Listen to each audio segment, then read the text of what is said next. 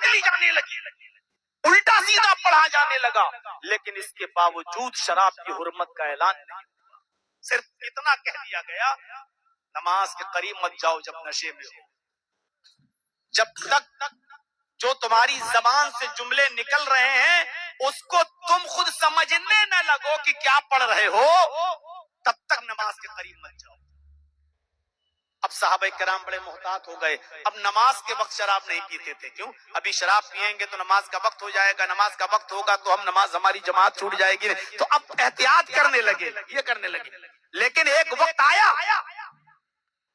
مدینے کے اندر شراب کے نشے میں انصار و مہاجر جب دونوں لڑ گئے، یہ حافظ ابن کثیر نے تفسیر ابن کثیر کے اندر نقل کیا ہے، جب دونوں لوگ لڑ گئے شراب کے نشے میں، انصاری کہنے لگے ہم تم سے افضل، مہاجرین کہنے لگے ہم تم سے افضل۔ انصار کہنے لگے اللہ کے رسول صلی اللہ علیہ وسلم کو ہم نے پناہ دی، تم بھوکے اور ننگے مکے سے چل کر ہمارے پاس آئے تھے، ہم نے تمہیں گھر دیا رہنے کے لیے، تمہیں بسیرا دیا، تمہیں ٹھکانہ دیا، تمہارے پاس کچھ نہیں تھا، ہم نے تمہیں آباد کیا اور آج تم ہم سے افضل بنتے ہو۔ اور ادھر مہاجرین کہنے لگے اللہ کے رسول ہمارے خاندان میں قوم قریش میں پیدا ہوئے، خاندان بنو ہاشم میں آئے، ہماری قوم تمہاری جماعت تمہاری قوم سے تمہاری برادری سے زیادہ افضل۔ آپس میں تلواریں نکلنے لگی، ایک دوسرے پر افضل ہونے کا دعویٰ کرنے لگا۔ اس موقع پر اللہ تبارک و تعالیٰ نے شراب کو مکمل طور پر حرام قرار دے دیا اور یہ آیتیں نازل فرمائیں، یا ایھا الذین آمنوا انما الخمر والمیسر والانصاب والازلام رجس من عمل الشیطان فاجتنبوہ لعلکم تفلحون۔ غور کیجیے آپ، شراب کے نشے میں وہ بیٹی کا ہاتھ پکڑنے لگے، انسانیت باقی نہیں رہ گئی تھی۔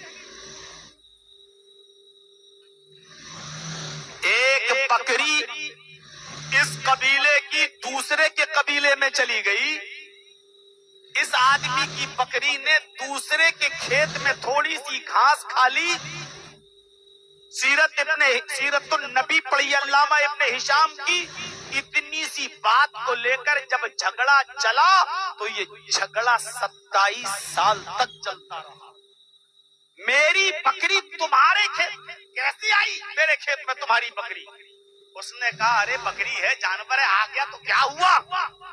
بس اتنی سی بات کو لے کر جب جھگڑا چلا دونوں قوموں میں، دونوں برادریوں میں، دونوں قبیلوں میں، دونوں خاندانوں میں، تو یہ جھگڑا 27 سال تک چلتا ہے، 27 سال تک۔ اور دونوں طرف سے مرنے والوں کی تعداد جب گنی گئی تو تعداد ہو گئی 40,000۔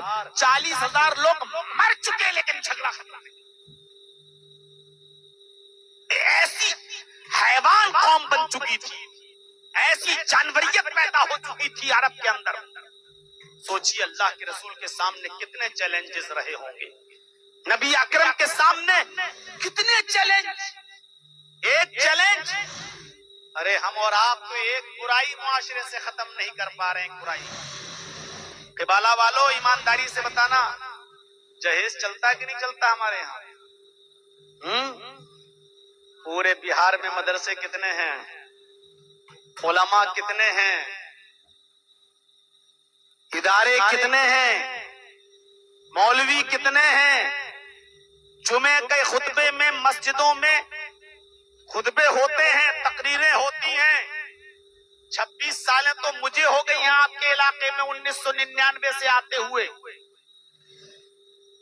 اتنی لمبی مدت تک، اتنا لمبا زمانہ، اتنے مدرسے، اتنے مولوی، اتنی مسجدوں سے دیے جانے والے جمعے کے خطبے، لیکن ابھی تک جہیز کی ایک لعنت ہمارے یہاں سے ختم نہیں ہو رہی ہے۔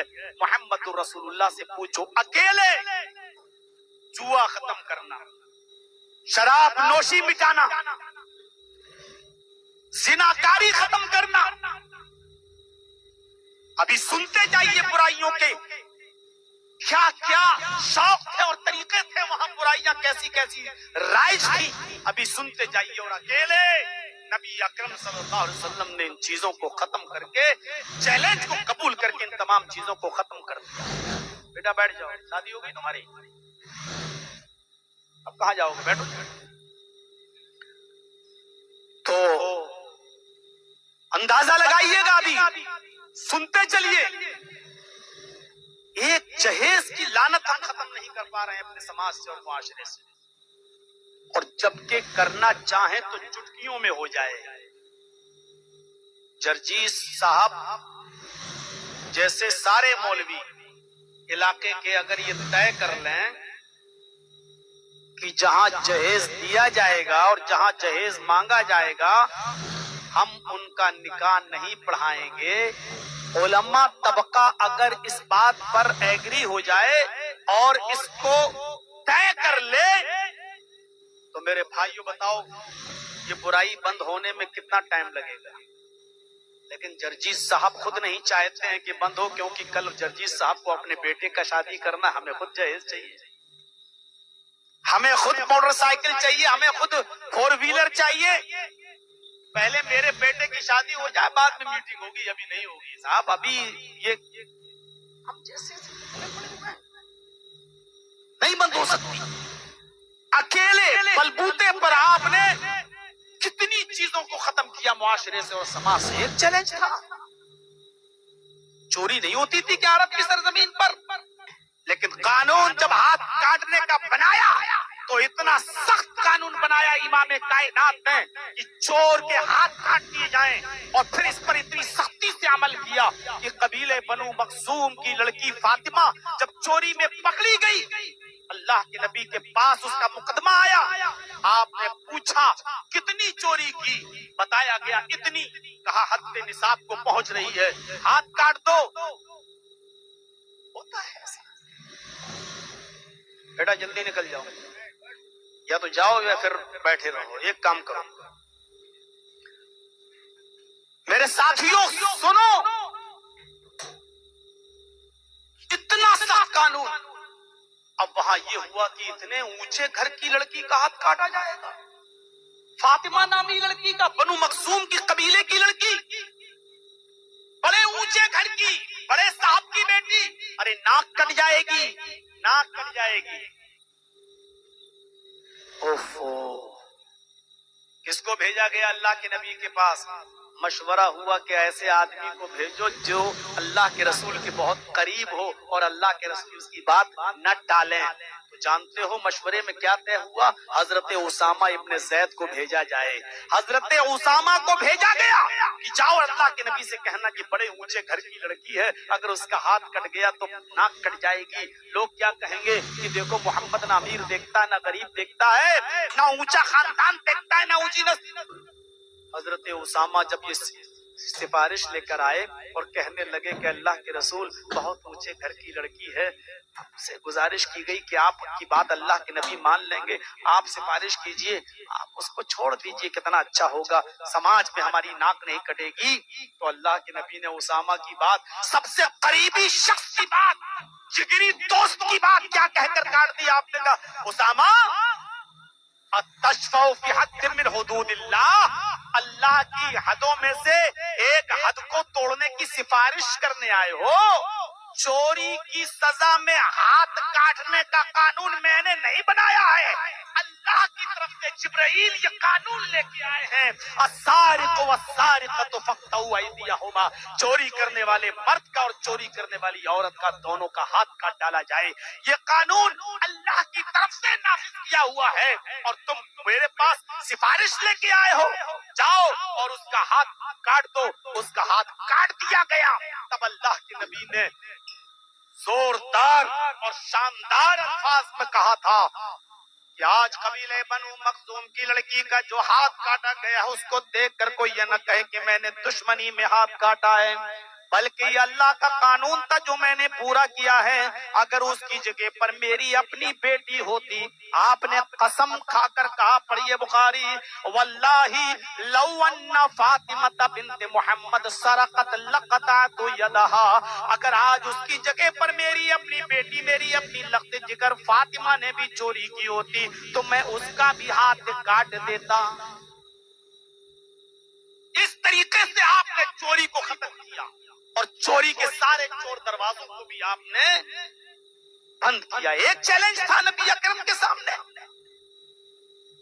شراب کی حرمت کا جب اعلان ہوا تو شراب ایسے مدینے میں بہ رہی تھی.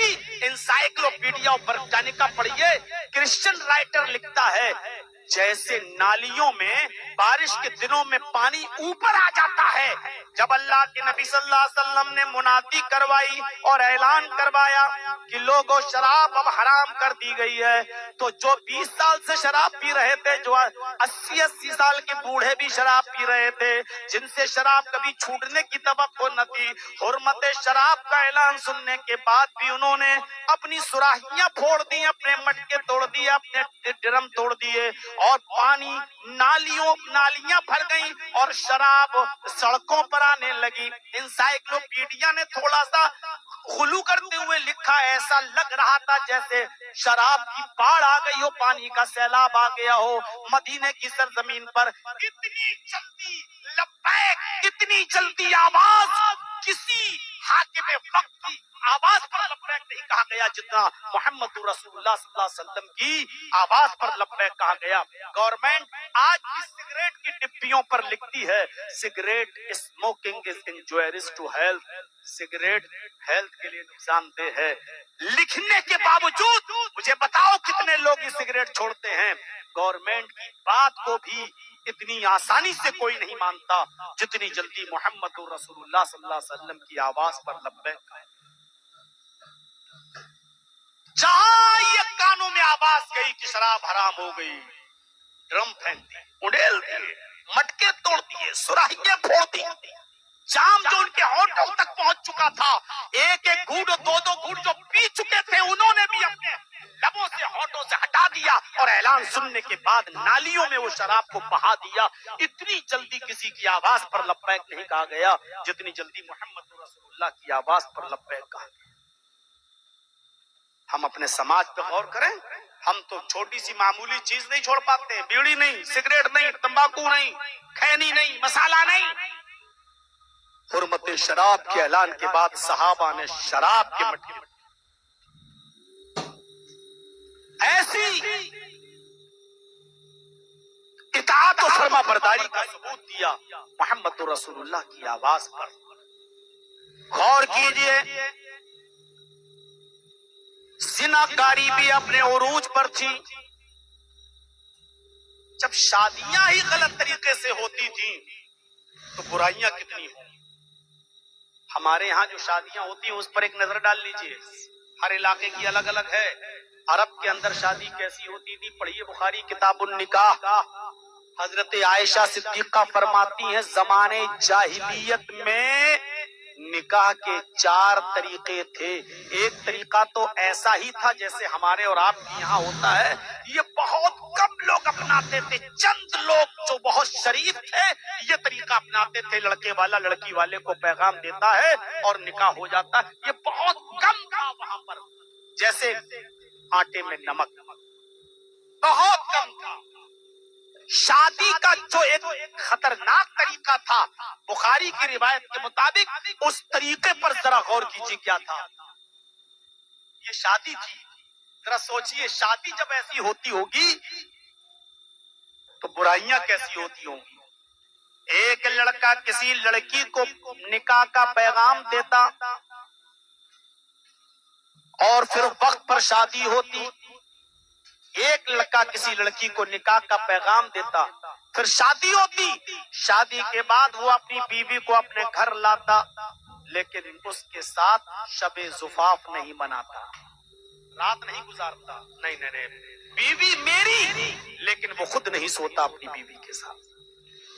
جس دن لایا اس دن آرام کروایا, کمرے میں بیٹھو لیٹو, خود نہیں گیا اس کے پاس.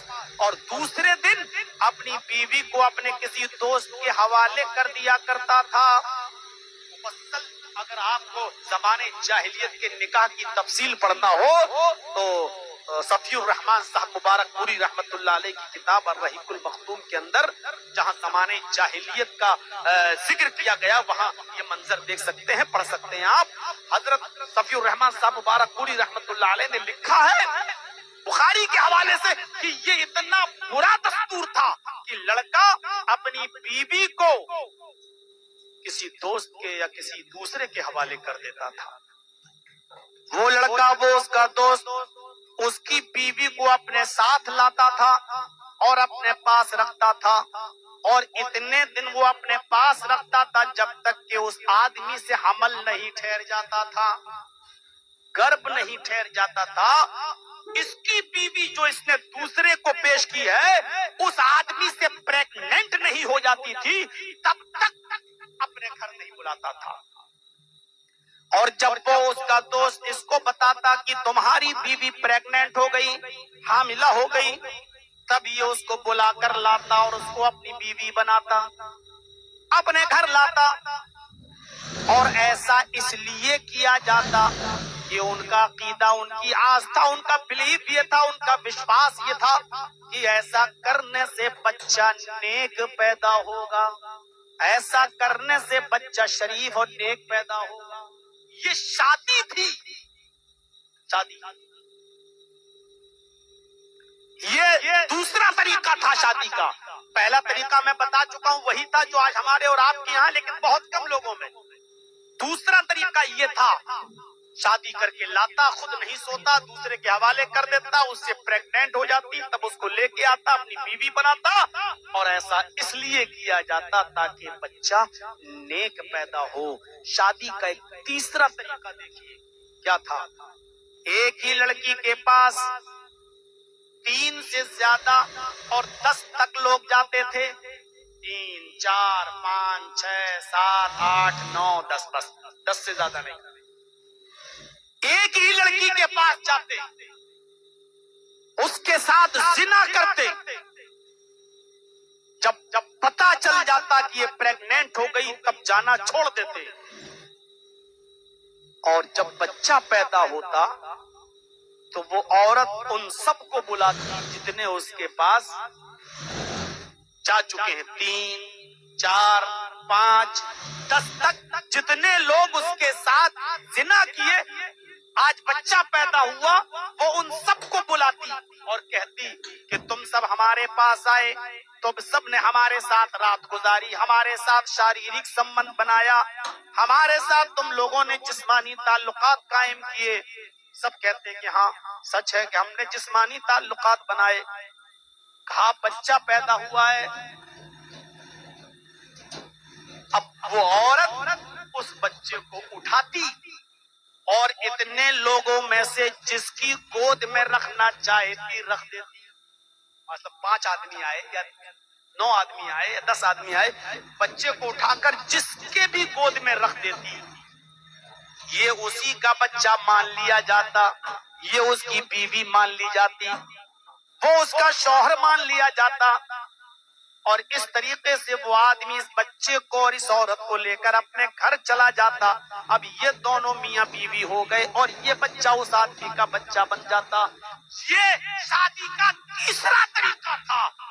गौर करो, जब शादियां ऐसे होती थी तो बुराइयां किस उरूज पर होंगी। हम अंदाजा लगाएं मोहम्मद रसूलुल्लाह के सामने कितने चैलेंज था, कितनी परेशानियां थी, कितना बड़ा चैलेंज था इन तमाम बुराइयों को खत्म करने का। आज कहते हैं मौलाना साहब समाज कैसे सुधरेगा। समाज में अभी इतनी बुराई नहीं है, लेकिन इतनी नहीं कि एक औरत के साथ 10 आदमी जा रहे हो और वो जिसकी गोद में बच्चा रखते। हाँ बुराइयां हैं, ये हम भी जानते हैं। और कल तो मुझे टॉपिक ही दिया गया था बोलने के लिए, बताया गया था मौलाना साहब हमारे गांव का माहौल बहुत खराब है, यहाँ शादियों के बाद भी 4-4, 5-5 बच्चों की अम्मा भी दूसरों के साथ भाग जाती बच्चे छोड़कर।